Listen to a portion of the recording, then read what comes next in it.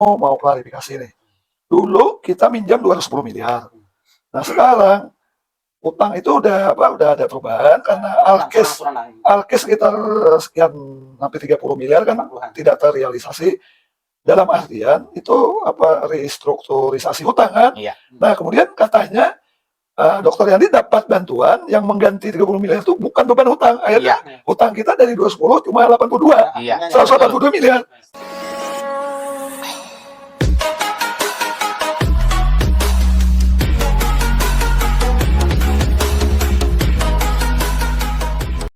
Assalamualaikum warahmatullahi wabarakatuh. Waalaikumsalam warahmatullahi wabarakatuh. Kembali di podcast saya Haji Didi Buhari, Haji Odong.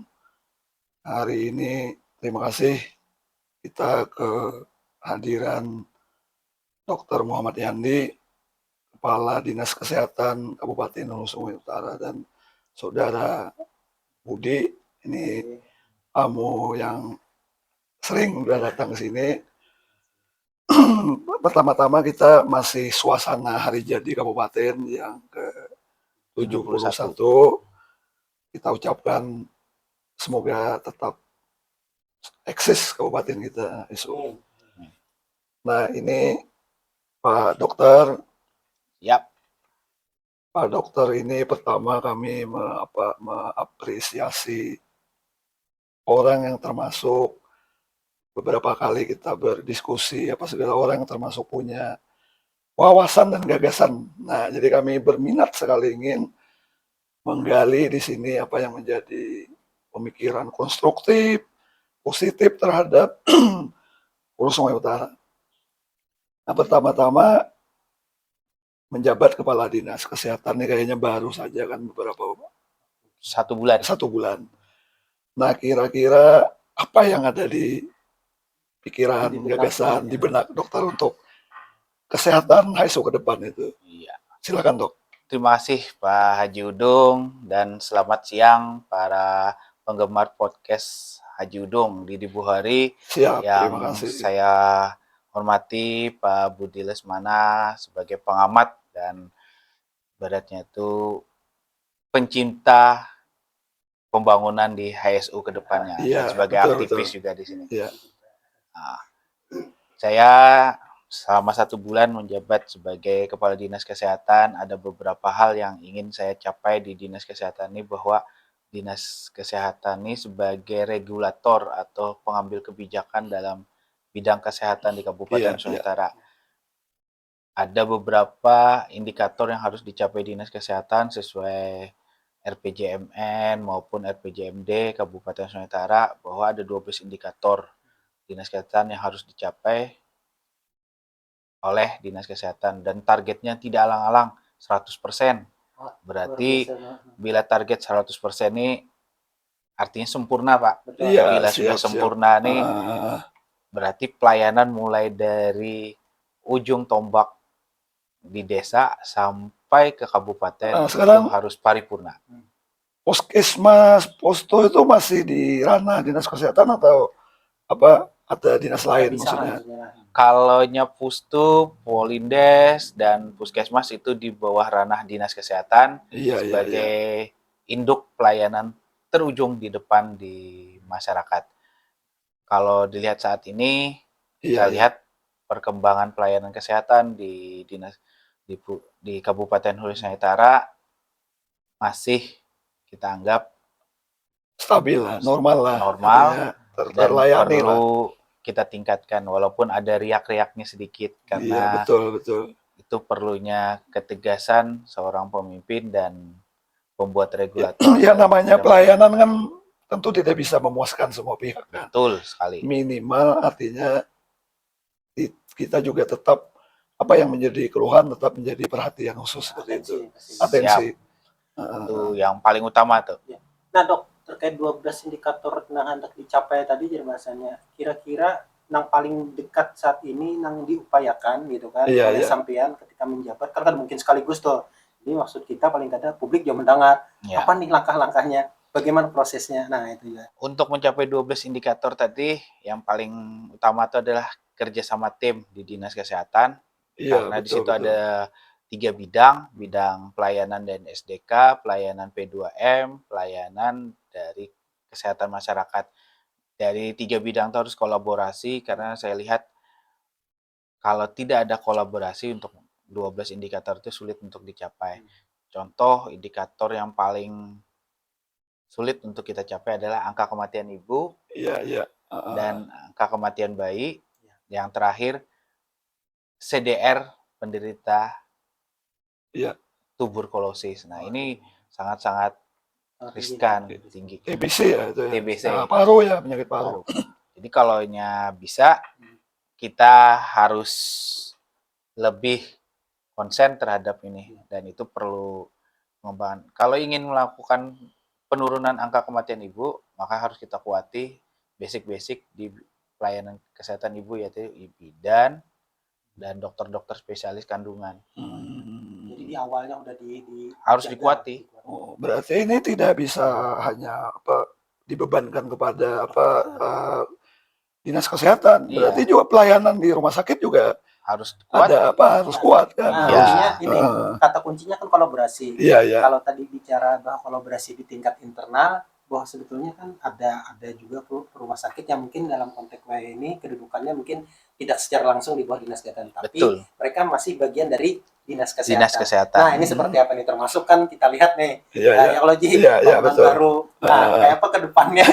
Ya betul nih gini. Kan setahu saya nih, setahu kami Pak Dokter kan masih sebagai PLT di Direktur Rumah Sakit Pembala Batung. Nah, ini artinya apa? Rumah Sakit Pembala Batung ke depan itu kan sudah rumah sakit yang megah nantinya. Secara fisik. Lalu juga mungkin infrastruktur nanti, sarana pendukung alkes, kemudian juga sumber dayanya, kemudian juga tentu manajemen. Nah, karena ini kan penting nih, apalah artinya seumpamanya gedung mega, canggih peralatan, kemudian sumber daya bagus, tapi manajemen. Nah, mungkin kita karena ini ada dua jabatan yang sementara sifatnya kan, karena sudah definitif di dinas kesehatan, pasti itu nanti ada peralihan. Nah, kira-kira ini kita kembali lagi dulu ke awal tadi ke dinas kesehatan dan pelayanan di rumah sakit. Kira-kira apa perpaduannya itu? Kira-kira Dok, silakan Dok. Kalau dibilang perpaduan, ibaratnya dinas kesehatan adalah regulator, rumah sakit adalah sebagai pemberi pelayanan yang menjadi rujukan puskesmas. Nah, seperti yang kita ketahui, tahun 2022 kita sudah membangun rumah sakit yang baru di Desa Muara Tapus. Dan lahan yang kita pakai juga cukup luas. Iya, betul. Dan tidak alang-alang. Kalau saya bilang emang termegah sebenua 6. Dan strukturnya juga sangat kuat, mumpuni, kokoh. Iya. Nah, seperti yang disampaikan Pak Haji Udung tadi, kalaunya bangunan bagus, alatnya bagus, SDM-nya bagus, manajemennya gimana. Konsepnya kami dinas kesehatan adalah sebagai pembuat regulator, kami akan kuat mendukung rumah sakit ini ke depan. Karena kalau rumah sakitnya tidak jalan secara maksimal, puskesmas akan merujuk keluar. Kalau merujuk keluar ini, maka akan membuat citra yang tidak baik. Iya, satu citra, kedua rugi kita kan. Sekarang Rumah Sakit Pembala Batung statusnya adalah Badan Layanan Umum Daerah.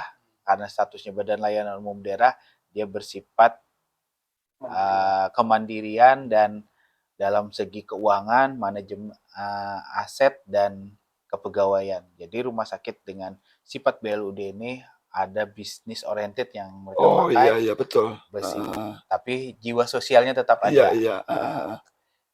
Kalau kedepannya rumah sakit ini kami harapkan bangunannya megah, ya manajemennya juga harus bintang 5. Iya, nah itu kita maksud. Tidak harus malah jadi turun, kita harus pengennya jadi bintang 5. Kalau visi saya ke depan, rumah sakit ini harus mencapai kelasnya adalah naik menjadi kelas B atau kelas A sekalian. Kenapa? Mantap itu. Dengan rancangan undang-undang yang baru dan perubahan regulasi dari status BPJS yang dulu kelas 3, kelas 2, kelas 1 DPP menjadi kelas standar, ini juga harus dipikirkan oleh rumah sakit ke depannya. Karena rumah sakit adalah pendapatan PAD daerah. Ya, sekarang gini, kan rumah sakit itu sepengetahuan kami kan kita minjam sama pihak ketiga ya, kalau nggak salah sama BUMN sekitar awal itu 210 miliar kan. Nah, itu artinya dibebankan kepada daerah. daerah. Artinya daerah juga nanti kan uang pajak masyarakat apa segala. Nah, ini agar tidak sia-sia pembangunan ini, tadi kita katakan megah apa segala dan manajemennya itu kan penting semua lah, saling berkaitan.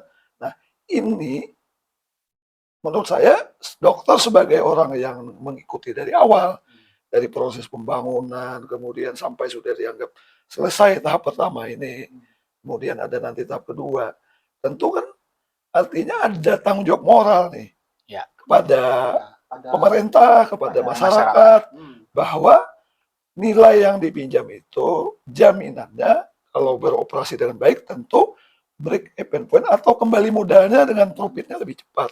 Nah, itu menurut Budi juga apa itu penting nggak? Jelas, karena kan ada dua aspek lah. Ketika kita tadi kan berkeinginan meningkatkan sarana kualitas, artinya kita ingin menjamin pelayanan. Yang kedua, pada satu sisi kita dapat beban tanggung jawab untuk mengembalikan. Dan itu jadi salah satu tuntutan juga bagi publik. Bagaimana nih bangunan bagus, misalnya kemudian hasilnya seperti apa, dan nilai tambahnya nanti bisa didistribusi lagi untuk pembangunan yang lain. Kita tahu bahwa itu gagasan dokter yang banyak kita pahami. Silakan dok. Ya, betul. Makasih. Karena saya bilang kalau dibilang gagasan betul, kalau dibilang pelopor juga dianggap itu sebuah pelopor kita di HSU karena ini salah satu bangunan termegah ya Pak. Dan baru pertama kali di HSU dengan nilai proyek yang fantastis. Betul. Kalau saya untuk rumah sakit ini konsepnya emang konsep yang megah tapi paripurna. Karena apa? Di sini rumah sakit ini bukan lagi rumah sakit. Kalau saya bilang rumah sehat untuk orang yang sakit. Kenapa? Di situ ada semua putaran uang yang ada di rumah sakit itu semua menghasilkan uang. Iya, betul. Pak Haji Didi Buhari. Iya, siap. Kenapa kita ketahui di situ nanti orang sakit membeli, yang jaga akan beli makan minum, putaran uangnya akan di situ akan terjadi. Nah, oleh sebab itulah waktu menggagasnya ini konsepnya adalah konsep bisnis yang berjiwa sosial. Karena Pak, bangunan rumah sakit itu ada beberapa kepentingan dan beberapa hal yang akan dikuatkan. Satu, rumah sakit akan menyediakan lapangan pekerjaan bagi tenaga kesehatan dan tenaga non kesehatan. Yang kedua, rumah sakit akan menciptakan pendapatan daerah dari segi apa? Tenan-tenan. Tenan-tenan itu adalah kios-kios yang berdiri untuk UMKM masyarakat. Yang ketiga, di situ ada pengunjung yang datang atau keluarga pasien yang datang. Tidak mungkin kan saat ini rumah sakit dikunjungi satu ruangan tuh dikunjungi 3 atau 5 orang. Kemungkinan banyak nanti dia akan mencari tempat tinggal di sekitar rumah sakit. Gesos segala macam. Nah, kalau rumah sakitnya manajemennya ke depan menangkap peluang-peluang bisnis itu akan menciptakan pendapatan daerah yang mumpuni dari segi.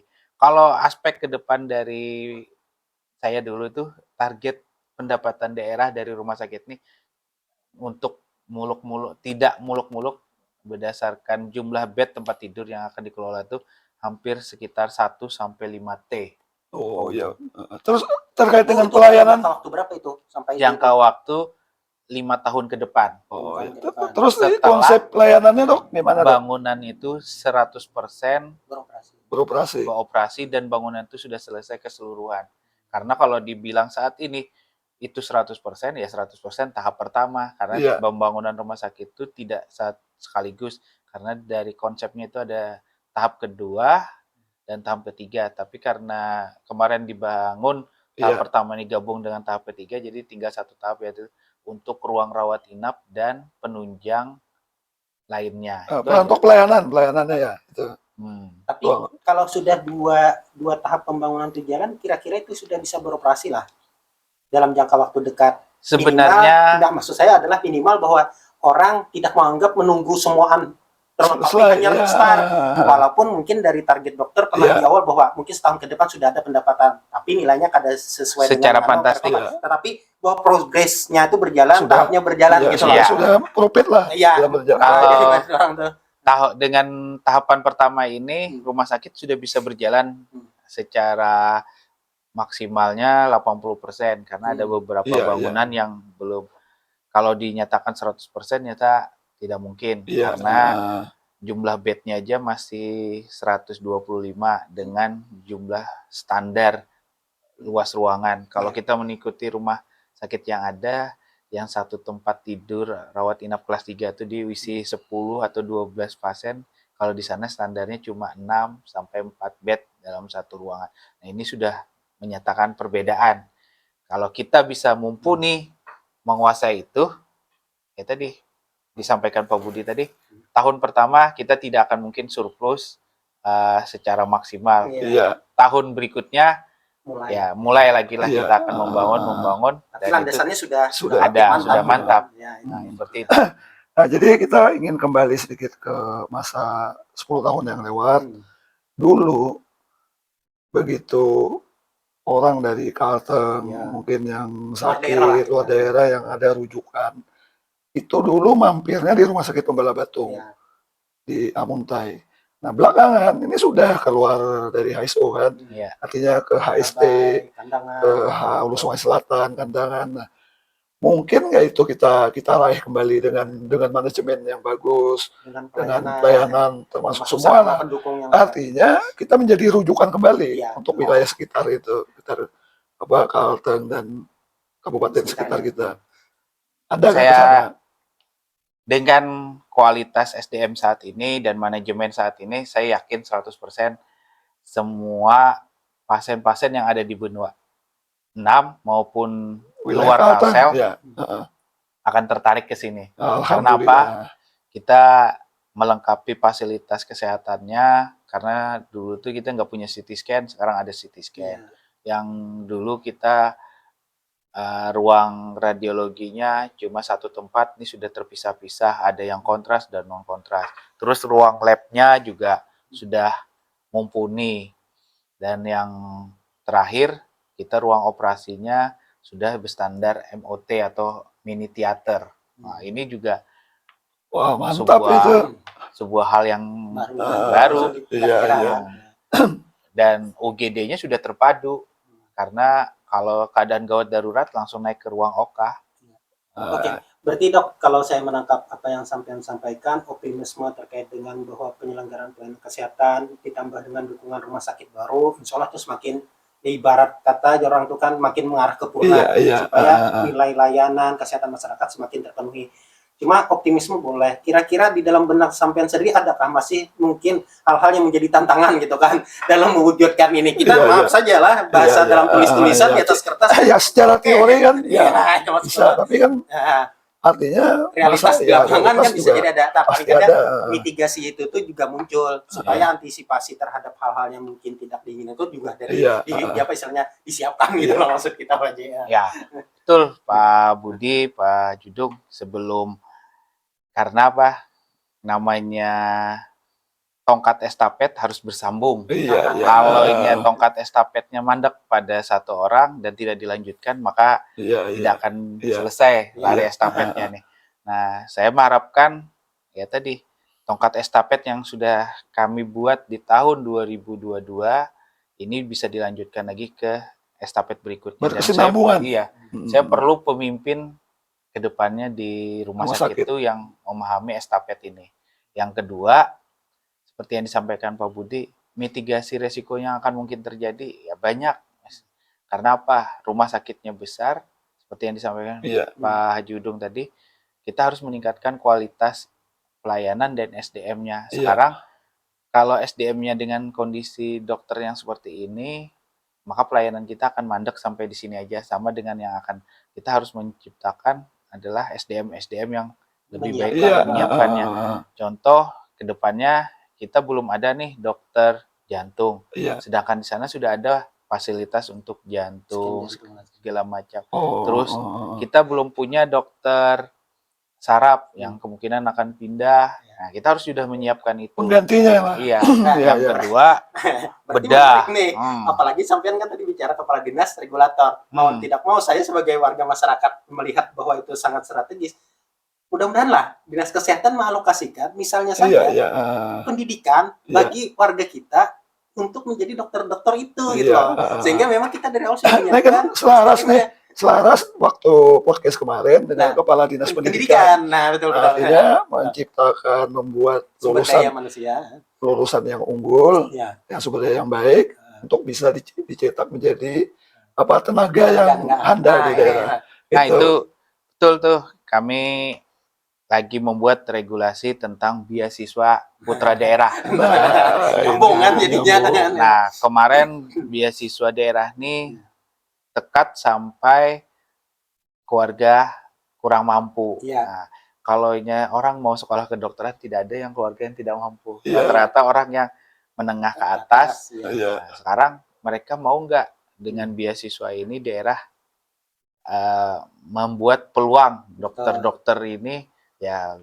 Kalau ini memang dari keluarga mampu atau apa, tapi memiliki keinginan mengabdi di daerah, kenapa kita spot untuk beasiswa? Termasuk memiliki pengetahuan kecerdasan yang memadai untuk kalau emang keluarga tidak mampu ya itu memang skala prioritas bagi keluarga mampu dan mau mengabdikan hidupnya di Amunte itu lebih bagus lagi. Kalau kita tutup kacamata pada orang yang tidak mampu dan keluarga yang tidak mampu tadi, maka susah untuk meraih itu. Karena apa? Orang tuanya pasti akan gimana kalau pemerintah daerah tidak memfasilitasi terus biaya hidupnya. Nah, ini akan menjadi promi kita ke depannya. Apalagi saat ini pemerintah pusat juga menggalakkan budaya dokter spesialis dan konsultan yang harus hadir ke daerah. Nah, inilah cikal bakalnya. Kita harus benar-benar mengawal ini dengan regulasi yang baik. Iya, betul. Berarti gini, pasti tidak bisa dipisahkan juga begitu regulasinya di dinas kesehatan, kemudian pelaksananya di rumah sakit kan? Iya, betul. Ya ini kan harus tetap sinergi ini. Jadi diharapkan ya harus betul-betul connect lah ini. Nah, itu yang penting kan menurut saya juga bahwa terlepas dari siapapun nanti pemimpin di institusi itu gitu kan. Mungkin saat ini beliau kepala dinas, tapi saya pikir bahwa karena PRT kan kalau nggak salah ada batas. Nah, maksud saya komitmen 2 kali 3 bulan ya kalau nggak salah. 2 kali 3 betul. Komitmen terkait dengan visi untuk rumah sakit ke depan, untuk pelayanan kesehatan ke depan, bahwasanya kebijakan ada di dinas tapi terkait dengan teknis penyelenggaraan pelayanan ada di rumah sakit khususnya bawahnya kan. Ini yang mesti harus match gitu loh. Saya pikir mudah-mudahan lah dengan pemikiran. Tapi kita yakin Pak Dokter Yandi juga mungkin sudah paling tidak kan menyiapkan lah.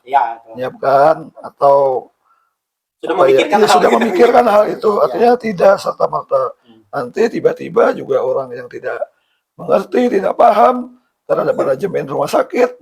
Nah, kita kan tadi kembali lagi ke beban tadi. Membangun dengan biaya tinggi, hampir 200 miliar, menjadi beban daerah. Kemudian kekecewaan masyarakat terkait dengan kenapa jadi seperti ini, ekspektasi orang tinggi seperti itu. Itu bisa tagih juga kan dokter yang pastilah. Kita akan tetap sorot dok. Nah, posisi kita sebagai publik. Kalau saya sih prinsipnya satu, pembangunan di HSU kalau mau maju ya tadi niatnya kita hakul yakin ya Pak ya. Betul. Dan tidak ada neko-neko. Terus yang kedua on the track-nya pas. Yang terakhir ya tadi pesan Rasulullah, kita hidup tuh belajar sampai liang lahat. Karena bilanya kita tidak pernah belajar, kita tidak tahu masalah. Bilanya masalah langsung kita hindari, itu namanya seorang pengecut. Tapi kalau saya ya tadi prinsipnya hakul yakin aja, insya Allah kalau kita niat baik itu akan takabul. Amin. Contohnya sudah terbukti ya Pak Budi ya. Dulu saya alami rumah sakit nih banyak hujatan, tidak mungkin ini. Akhirnya dengan hakul yakin selesai bangunan ini. Nah, tinggal tahap berikutnya. Tahap berikutnya adalah rumah sakit nih bisa nggak bawa operasional? Sekarang saya juga mau ini jadi kebanggaan juga bagi kita banggakan juga dengan upaya Dokter Yandi tadi lobby pusat mungkin. Akhirnya alkes yang dihajatkan untuk dibiayai dengan beban hutang ternyata sudah dibiayai oleh APBN yang non hutang. Nah, gimana ceritanya gitu dok? alhamdulillah ya tadi niat hakul yakin. Iya. Iya. Nah, kita dulu pinjam 209 miliar, hampir 210 miliar dengan progres segala macam. Akhirnya Alkes tidak jadi kita lakukan pinjaman, kita beralih ke dana pusat. Iya. Nah, karena kemarin tuh alhamdulillah keuntungan kita kemarin peningkatan DBH Iya, iya. hampir 337 miliar. Iya, Nah, disitulah DBH yang dan akhirnya pemerintah pusat memberi pulang dapat dana DAW peruntukan kesehatan dan itu kemarin kami belobi ke Dinas Kesehatan bagi karena saat ini Iya, Dinas iya. Kesehatan mendapat kucuran dana kesehatan yang diperuntukkan 62 miliar. Jadi kami minta bagian dari Dinas Kesehatan sebesar 26 miliar. Alhamdulillah diberikan. Nah, ini lah cikal bakal kita semua. Iya, Berarti alhamdulillah kita itu. 209 menjadi 182 itu satu keuntungan. Iya, Artinya beban daerah kita untuk berkurang. berkurang. Selain itu, kita juga dapat bantuan dari peminjam Oh, lagi. banyak nih bantuan nih. Ya tadi Iya. landscape yang hampir 4.400 luasannya sama dengan rumah sakit yang ada saat ini itu dibiayai oleh SMI lagi diberikan Hibah. hibah sebesar hampir 700 jutaan. Belum lagi nanti dapat CSR dari beberapa perusahaan. Nah, ini sebuah motivasi kita semua untuk emang pelayanan kesehatan itu adalah pelayanan dasar untuk masyarakat yang benar-benar untuk masyarakat, bukan untuk dijual belikan. Iya. Ya mudah-mudahan lah dengan tambahan-tambahan itu kan lebih mempertegas bahwa proyek ini itu kan program ini termasuk infrastruktur yang disediakan memang betul-betul untuk membantu secara keseluruhan bagi bidang kesehatan khususnya pelayanan tadi. Iya. Sehingga kita tidak susah berpikir lagi bahwa rumah sakit kita ya kada mampu melayani, ini sekarang sudah ada. Nah, Iya. itu kan sarananya. Kemudian yang sebetulnya menjadi tantangan berat adalah juga selain tadi soal yang saya bilang tadi, manajemen lagi adalah membuktikan kepada publik bahwa ini jalan dan kemarin istilah hutang, beban hutang itu bisa kita atasi dan kita bisa kembalikan. Bahasa Jurang kampung itu kita angsul gitu. Nah, kalau diangsul berarti kan di ujung. Kalau bisa menguntungkan daerah dan itu meningkatkan dan itu bisa meningkatkan PAD daerah. Itu yang diharapkan kita semua. Ya mudah-mudahan. Artinya harapan sampean itu sejalan aja dengan pemikiran kami sebagai warga masyarakat, pengamat juga. Karena memang ini luar biasa. Saya pikir salah satu terobosan. Nah, konsep gerakan pembangunan yang prioritas-prioritas itu mestinya harus seperti itu. Iya. Gelontorkan supaya kelihatan. Nanti di program lain misalnya kayak perikanan, peternakan, sekalian juga biar kelihatan. Walaupun mungkin kita mengencangkan ikat pinggang, tapi ini bagian dari konsekuensi kalau kita menginginkan sesuatu. Artinya membangun itu tidak parsial lah. Betul. Artinya semua. Iya, semua stakeholder harus terlibat. Walaupun kita bahasa awalnya kencang-kencangan, tapi minimal kita komit sepakat. Nah, ini menyatukan jadi mungkin begini, terima kasih sudah hadir. Bagi saya ini akan saya lewat podcast ini mungkin akan lebih luas dipahami masyarakat. Kemudian ini termasuk role model. Role model artinya apa, rumah sakit itu nanti akan menjadi rumah sakit yang modern, rumah sakit yang melayani masyarakat secara maksimal, kemudian juga akan mendatangkan PAD, memberikan kontribusi kepada daerah. Karena apa? Ini kan sesuatu yang monumental ini. Karena tadi kata dokter, ya sepemahaman kita juga sama. Belum pernah ada proyek sebesar ini. Dulu sekitar 30 miliar lah paling besar. Ini sudah luar biasa. Berapa ratus kali lipat kan. Artinya termasuk saya tahu juga dokter juga pasang badan lah terhadap pembangunan itu. Bukan hanya sekedar artinya ikut euforia kan, tidak ikut suka-suka aja. Ini udah, kalau saya memahami, berdarah-darah juga sudah sampai bahwa realisasi sampai di sini. Dan mungkin itu aja Dok yang bisa kita share, kita diskusikan di podcast ini. Kembali kita mengucapkan terima kasih. Assalamualaikum warahmatullahi wabarakatuh. Waalaikumsalam warahmatullahi wabarakatuh.